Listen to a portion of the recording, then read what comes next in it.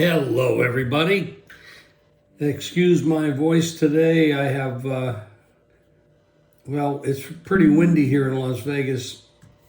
And when the wind blows, the dust blows, the pollen blows, and of course the allergies kick in and it's bad. But that's one of the bad things about living in Vegas. But there's a lot of good things, a lot more good things. But anyway, let's talk about good things. We know that the NFL this year is not the NFL of past years. We don't have 32 quality teams. We have probably 10. You could stretch it to maybe 12. So let's focus on who we think are the best teams. In the AFC, I believe it comes down to two teams that I really like and playing very well. And then there's a group, but the Ravens and the Bengals, the Bengals started off slow, so they don't have the same record. But if you look at just their recent form, the Bengals are right there with the Ravens. And of course, you got to talk about the Chiefs. And we know that Mahomes and Reed and Super Bowls and ex-champion champion last year.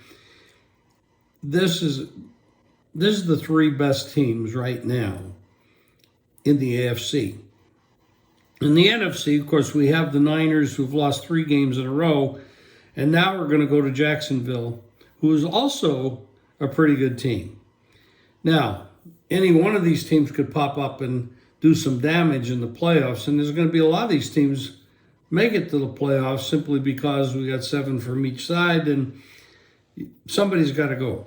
And some of these divisions are so bad that a losing record could win a division, i.e. maybe the Saints, who are not very good, but they could do it because of where they play. We're going to see some different moves around with the quarterbacks. We got some really bad quarterbacks, and I'm not going to talk about the negatives because we know who they are. We've seen them now 9 weeks, and we know who can play and who can't play. Now, of the new quarterbacks in the league, Josh Dobbs, who's been around a little bit, I mean, this guy's pretty good. I don't know. Sometimes I wonder, they told Elvis Presley he couldn't sing. They told Johnny Unitas he couldn't play football. They told Rocky Bleier he was too small. And they move these quarterbacks around and they blame the quarterbacks.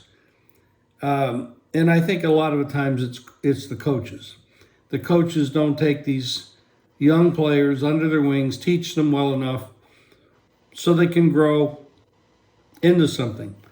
Joshua Dobbs can play football. And how about C.J. Stroud? They picked him number 2 over Young.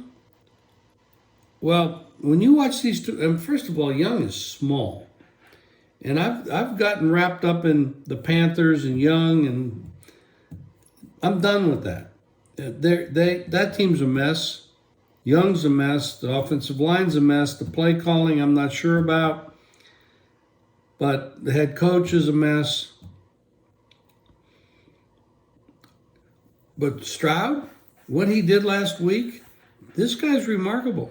And you have to put the ball in his hand and let him play because he's accurate. He makes good decisions. Now, talk about a young guy and we really haven't seen much of this. Will Levis, very, very impressed with Will Levis for Tennessee. I don't think Tennessee's a contender, but Levis makes quick decisions. He's got a good arm.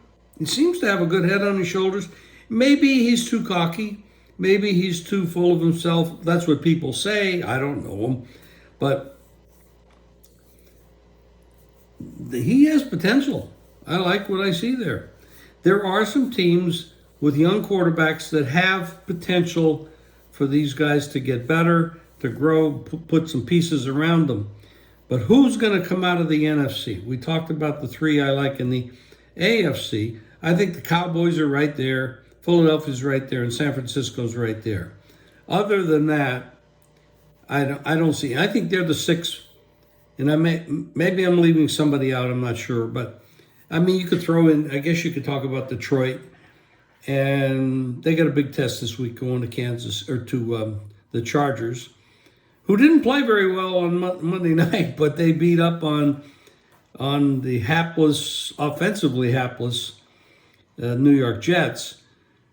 And that could all change if Aaron Rodgers could figure out a way to get back, because that division is really up in the air. Miami's not as good as you think they are. Their defense is getting better, but their offense, they haven't been able to win big games. Buffalo is done. Those defensive injuries they have, they can't stop anybody. And I question the coaching, play calling. Josh Allen's great, but he can't do it by himself, and he's getting a lot of help. And now that the defense can't stop anyone with those big injuries. Big game this week. It's going to be very interesting to see if the Browns can keep up with the Ravens. The Ravens are absolutely on fire. They have everything together. They got a good offensive game plan. They got a good quarterback, real good quarterback. Head coach is smart. We all know Harbaugh. The Browns are interesting. They got a very solid defense. Deshaun Watson, there's no question he's overpaid. No question. Can he play at a representative level to keep up with their own defense and give them a chance to win? Maybe. But this is a test, a really big test, going up against the Ravens. And that's why you see the line what it is. The San Francisco Niners, they have to break this 3-game losing streak. They're desperate to do so. They're going to the Jags, and the Jags can play. I mean, we all know they got a quarterback that can play football. He's very, very talented. They got a head coach that's already won a Super Bowl. He's talented. They got some pieces around Lawrence. They can play. This could be a shocker. The Jags are for real. And piece here, piece there, right move. We don't know, but they could be sneaky good. So you got to look out for them. This is going to be a very good week. I like where the league is going. We're starting to shake it all out.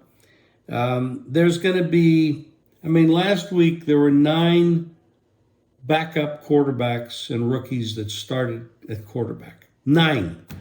That's incredible. And